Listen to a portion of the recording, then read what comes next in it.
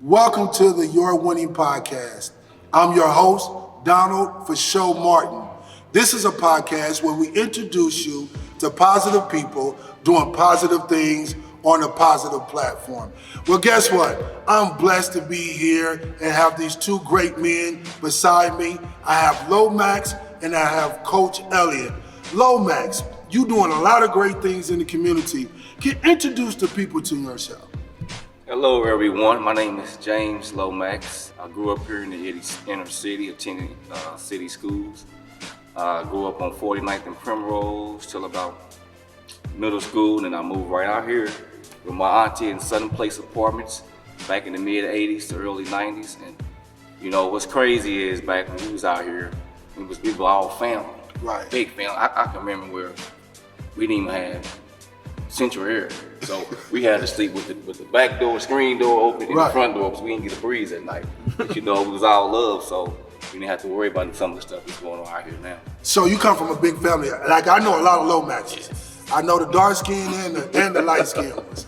But you say from certain place, so was there a lot of people in the house Yes. or in the apartment? Yes, it was. A lot of people. So y'all did a lot of. So I was staying with my aunt, you know. You know that's good. My mother had moved over to 17th and Rural, Okay. and I wanted to stay out here because all my friends was out here. So I Right. had to stay with my aunt and sleep wherever.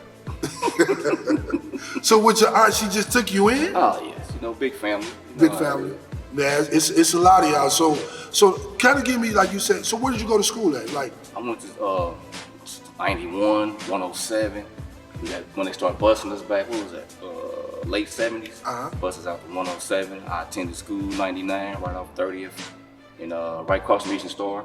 okay. Then 99. Then I went to Dewberry Middle School 98. Then I went to Tech High School, the best high school in the state of Minneapolis. Whoa, wait a minute. G-Dub, Washington in the house. So wait a minute, like you said in the 70s. Yeah, late 70s. Hold on, man, how old are you, man? I'll be 50 this year. What? 50. 50 this year. You see how good he looks? All glory due to God. Glory to God. So growing, it seemed like you had a lot of chance where you moved, a lot of family. How many siblings in your family? Actually, it's well, my mother, we just had 3 boys. I'm the oldest. Father has 4, I'm the oldest. And my pops, which my mother husband had, I'll say 10 or 11. I'm still the oldest. You still the I'm oldest? the oldest out of everybody. Wow, so you said you said Pops had like 10? Yeah. Wow, that's a lot. So how did you guys grow up, like with all that family? What are some of the things that was positive? Like you said, you was all family. What were some of the positive things that come out of being family? Because we done lost that. Right. The cornerstone was God. Okay. It was Jesus. I mean, my mother, for the longest, I was tell my brother and sister, I think my mother only is really Jesus. The way, you know, we was brought up, Right. with the structure and the rules, and just having to know, God, we had to have God out. And that later on in life, when you reflect back, what the word say, teach a child the way he will go. Yeah. And when he comes back, he'll remember those things. I tell scripture. Yeah, that's okay. All right, Yeah. It's ebonically. I got what you said. Okay. I mean, it'll work some way. I got what you were saying. So that's amazing thing is because I know in my family, we was scared of God and our mama, There you go. and it was kind of neck and neck. Right. You know what I mean? It depends. We fear God and our mama, so that's a great thing. So you had that structure in your life. Now moving forward in your adulthood, what are some of the challenges you have faced, knowing that you have family? Right. What's some of the challenges you have faced growing up in a certain place? Because it's different now. Right. But growing up, going to different schools, because even when you go to different schools, you got to meet different friends. There you go. So what were some of the challenges? That right there. But what helped was playing sports. Okay. You know, we played to win. You know, you get your group of guys. Your guys were your brothers. Yeah. You know, your family. So that aspect was what helped. Then out here, people were so proud of me that I was able to overcome what goes on in apartments and whatnot, and able to attend school. I can remember the day I graduated.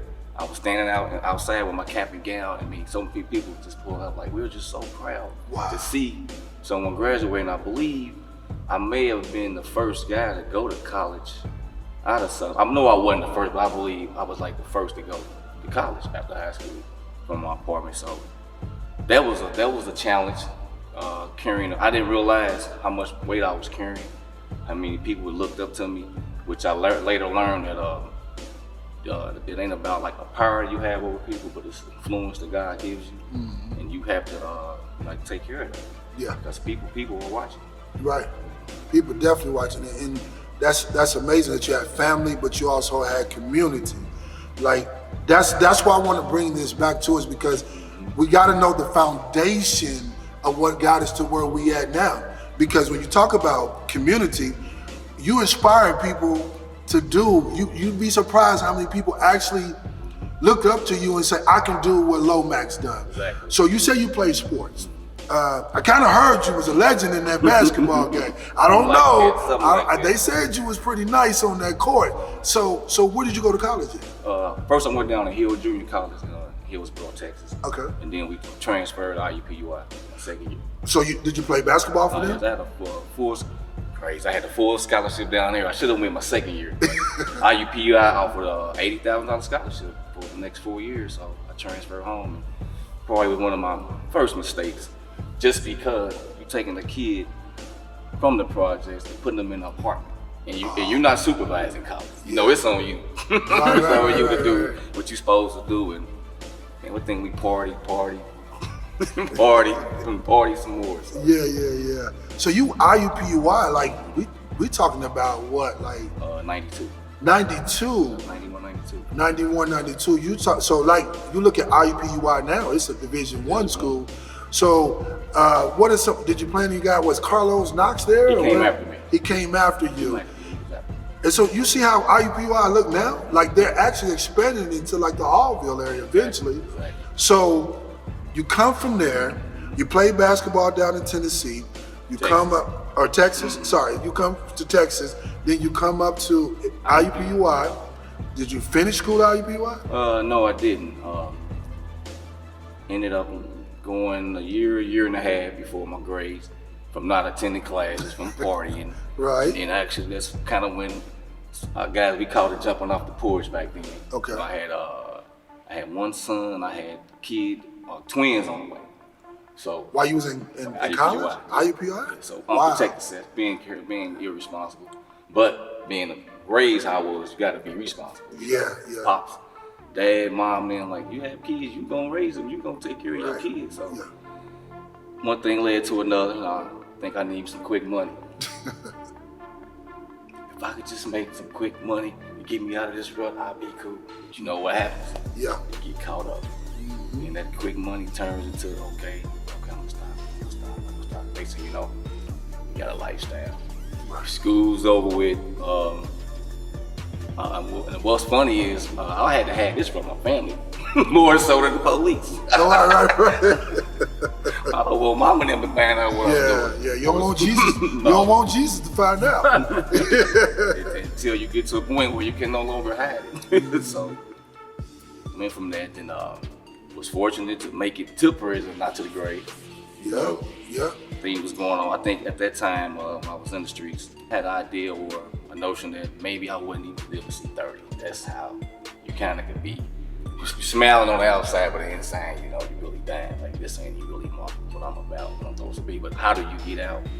And you've, quote unquote, had what they call success in the streets. And the way for me out was actually prison. So that was a stop sign.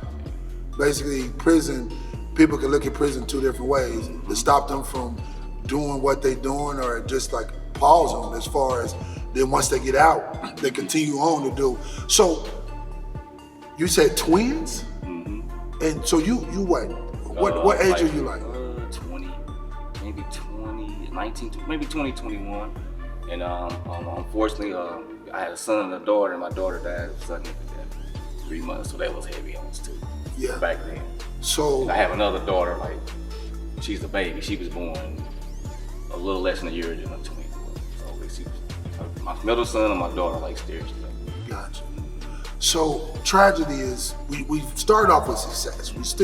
We started off with you graduating, going to school down in Texas, down at IUPUI, which the normal person would be like, that's great. Right. But decisions happen, because it don't matter who you are, we all make type of decisions, good ones and bad ones. Right. Then you lose one, and then you go to prison. How long was you in prison? I actually lost my father too. Oh, you lost your father as well. Right, to gun violence. And a best friend of mine, Kenny Duke Mason. Yeah, I remember Kenny Duke. Yeah, on the basketball court. On the basketball court. I think it was Watkins, wasn't it? I remember Duke used to play at Tarkington. See, I used to play at Tarkington Park. Okay. So I remember him from Tarkington Park. Yeah. Play everywhere. I know our motto was we come to everybody's park, backyard, alley. We don't care. Yeah. We come to play against you and beat you. But yeah, things were going good and life happens. Right. That's like I like to say, life happens.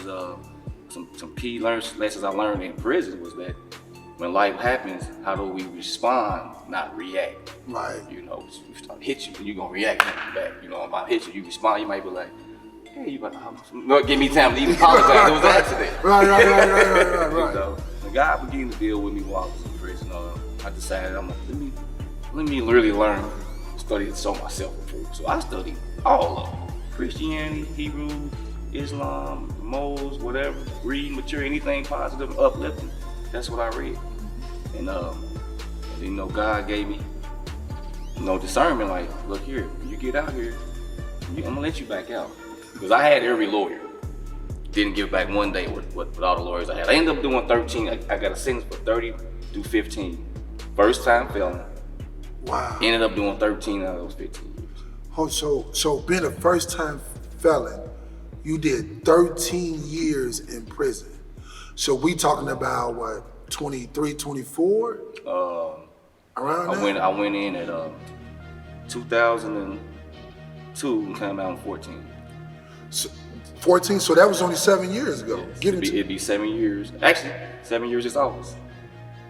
So you spent, and that, so, cause I want people to understand like how we get where we at now. Right. Like, this is amazing to me because I didn't know, I know you, right, but I didn't know all this about you just because the person I know now, right, I'm proud to know you, but this went all in your life.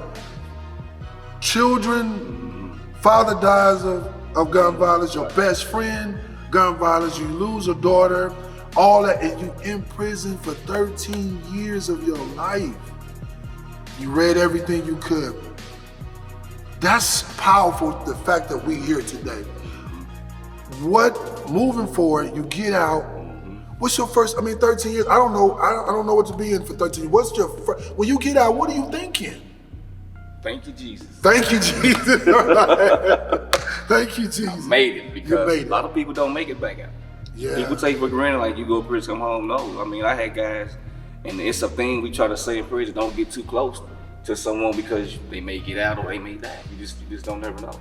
And it was guys, it was some guys that was getting out in a week's time. They didn't wake up. You know, so it's like to make it out. Yeah. Thank you, Jesus, I made it out. Okay, now I have a million plans, but one thing I learned, you have to leave room for God to tell you when to go, when to stop, left, be quiet, sit down, move, all this. So I had plans, but I had to wait on God too, or keep my ear open to listen to when I'm moving forward, or if I'm moving to the side, pull, keep things together. And I had a plan. I was just telling my wife the other day, I've completed my 5-year plan, and I'm into my 10-year plan. You're into your 10-year plan. So you set goals when you got out? Yes, they goals before I got out. Yeah, well, before you got out, so you set goals. So leading up to you get out, you got plans, you say you just did your 5 years. What are some of the plans? Because as you can see, I'm wearing this shirt, LNO, and what does it stand for? I know what it stands for, but these people, they need to know what it stands for. This is the definition of like no other, we all are like no other. No, we all are created equal, yet we all like no other. Which basically means we are like-minded, but you have certain strengths and weaknesses. He has certain strengths and weaknesses, so do I. And if God gave you a mission, give me a mission. If I'm worrying about trying to be like you, I'm missing out on what I'm supposed to be doing, missing my lane. So we were like no other. It's basically like self-confidence, self-respect, self-love. We feel like if you're able to do those things, you're able to give out confidence to someone. I'm not. Why would I be mad or jealous at you for your shine? Yes. This is the plan God has for you. I'm grateful you walking in it. That's our motto. And also, when it came to basketball, our motto was we gonna beat everybody. So like no other, you started in '90. This is gonna be a funny story. So we playing basketball. We had our big brothers, was 87 bad boys, Jerome Johnson, Tracy Aikman. Okay. Those guys. And it was us, 9-0 posse, me, Alexander Duke, Mike Hill, Gerald Jordan, us guys. Mikey kind of eased his way to 9-0 a little bit. And RJ, Red, 9-0. But then we got Keish, Devin, Rod, 9-4 click. Okay. So as we battling, it's like, dang, how do we come under one umbrella? Be one team, you know, I always got these success on our own teams. So one day, I'm actually getting dressed, and I pulled out 4 of the same outfits with a different name on it. Fubu, Pelly, I can't think of the others, but I was like, I got the same thing 4 times, I'm an idiot. Who buys the same fit 4 times with a different name? So I'm like, what name can I put on the shirt and sell and make me some money? Let me think about it. And I brought it to my cousin, DJ Tech. Yeah. DJ Tech. I know you too much. My cousin Jay, and I said, we gotta think of a name that's unique. So we come over like no other, but it's 3 words. Everybody uses that. So we like, hold on, let me play with this. Let me take out the O, make it 1. You know, 1 word. I don't know where it's at on here. And let's see if we can't get this. First thing you have to do when you start a business, take care of your paperwork. Get your trademark and register. Take care of that part, all that. That's most important. So let's get a trademark. See, we were able to get a trademark. All right, that's like no other. LNO is short for like no other. LNO is catchy. Yeah. You know, so we just start LNO. You know, everybody thought it was Lomax something. Man, it's way bigger than James Lomax. Way bigger. And here we are, LNO. Then back then, we were selling T-shirts, hats, and we also was coaching way back then. AAU squads. DeArchie Stansfield was the coach. Corey Jennings, DJ Pimp C was on the team. Yuri was on the team, and which was an awesome testimony. Like, get out to see him, and he was just like, what we did back there from him as a 15-year-old kid is what sprung him to do what he's doing now. Yeah, he's powerful in the community. I got to get him on the show. Very powerful.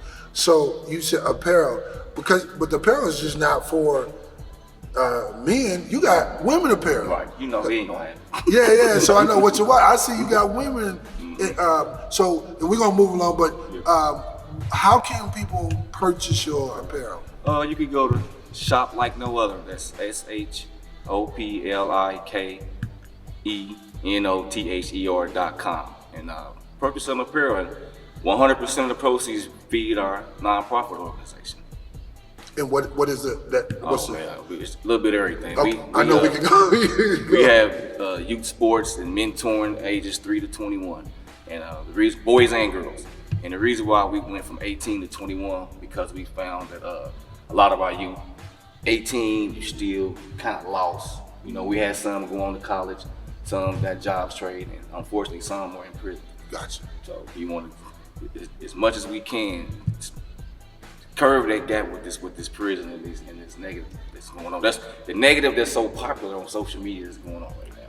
So listen, you purchase any of the apparel, and if you need to rewind what he said about how to get it, listen, all goes to the nonprofit organization, and it from 3 to 21. So you're not just getting look at this shirt. This is a nice shirt. I love it.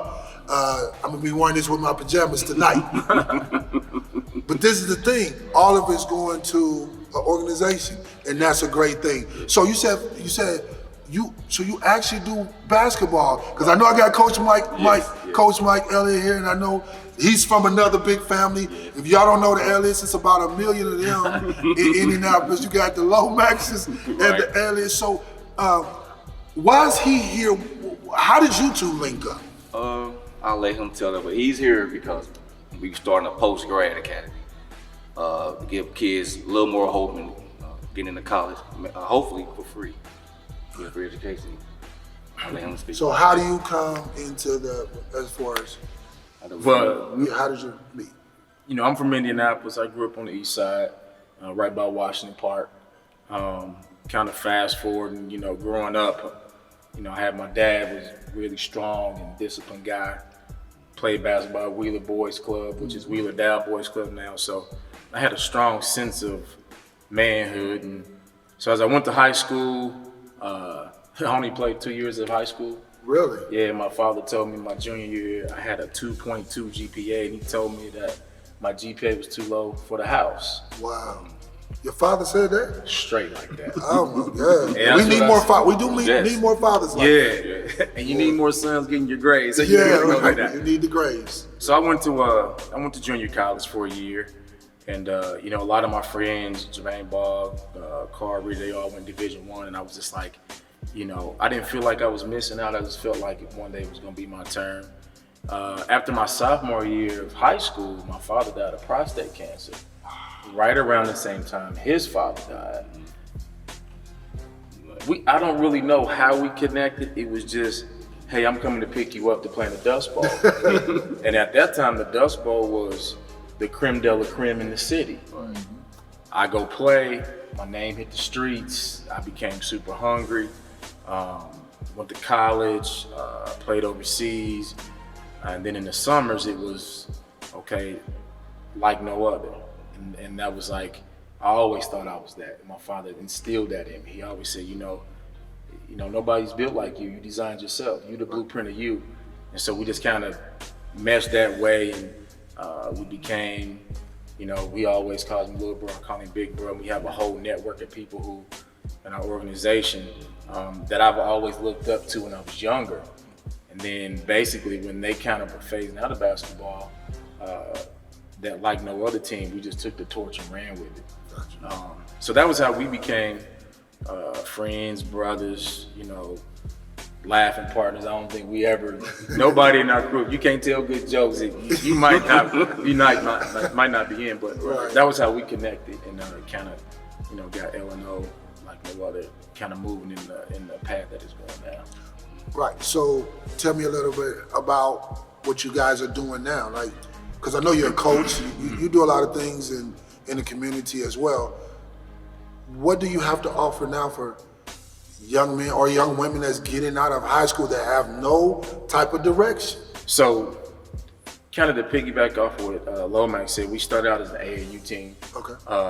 We played in rec leagues, and now we're taking it to a whole nother level. We have LMOPG, which is LNO PostGrad. So for people who don't know what a PostGrad is, it is basically for kids who graduate from high school. They don't have the offers that they want, or they need another development year athletically or academically.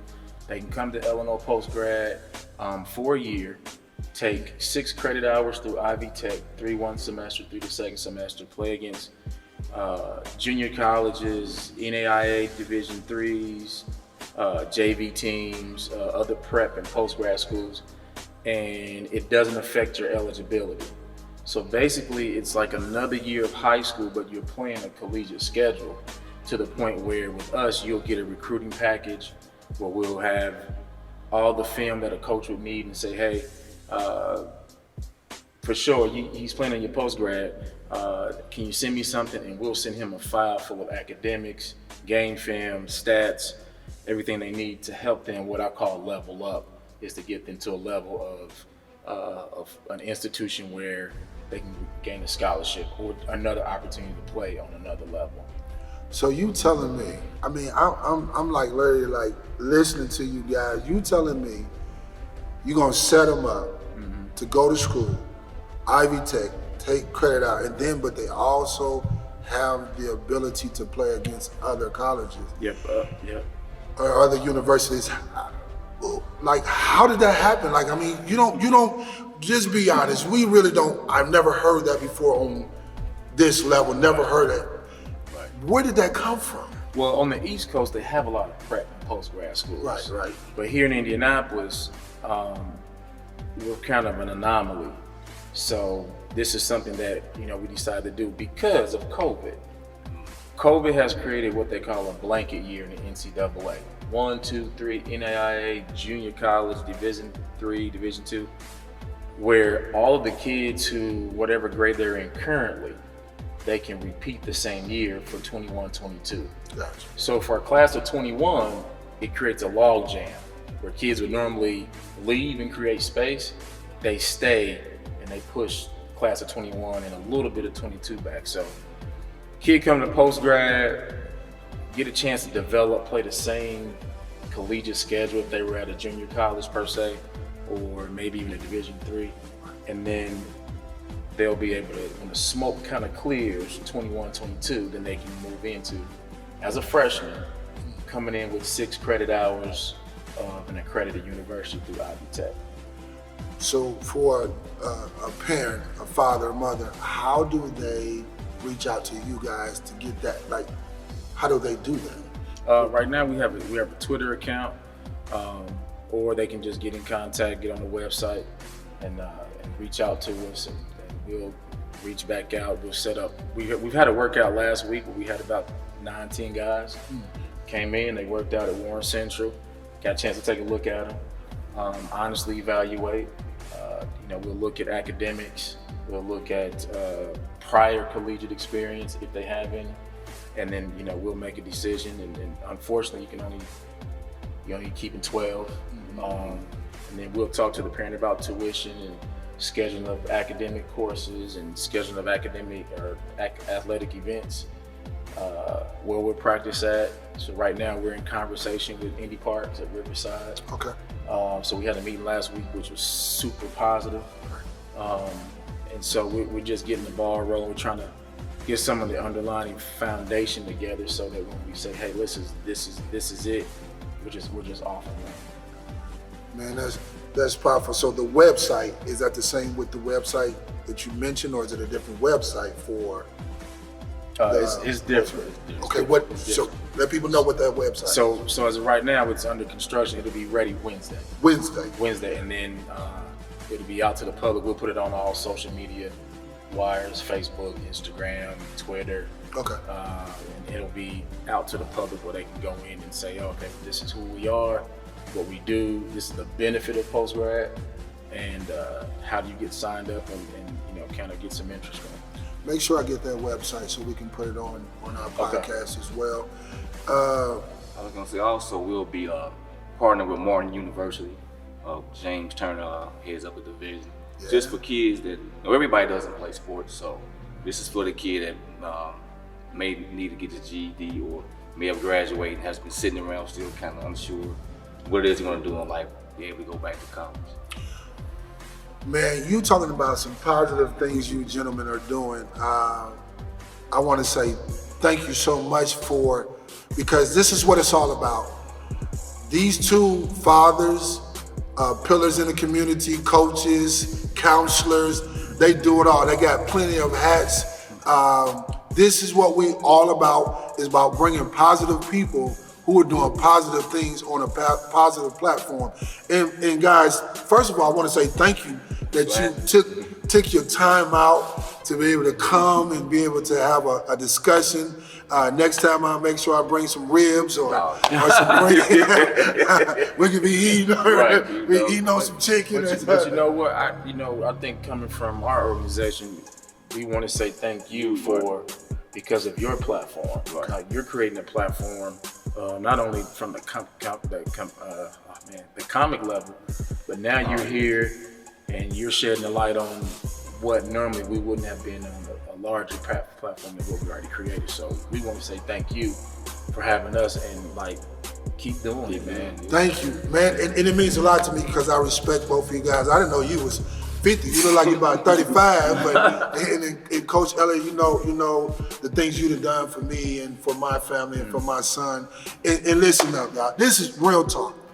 It's a lot of things that you don't know because we're not pushing the positivity. If you have a nephew, you have a son, a daughter, whatever, that is out there in limbo in life, we have people here that's willing to sacrifice their time and their effort and their knowledge on what can be done in our community. Even when people say there's nothing for our child to do, yes it is. These two gentlemen have just shared with you what can be done in our community. So listen, you're always winning. You're winning. And always remember this, that you must have purpose over popularity because you can't win without that. So thank you guys for tuning in to the Your Winning Podcast. I'm your host, Donald FOSHO Martin.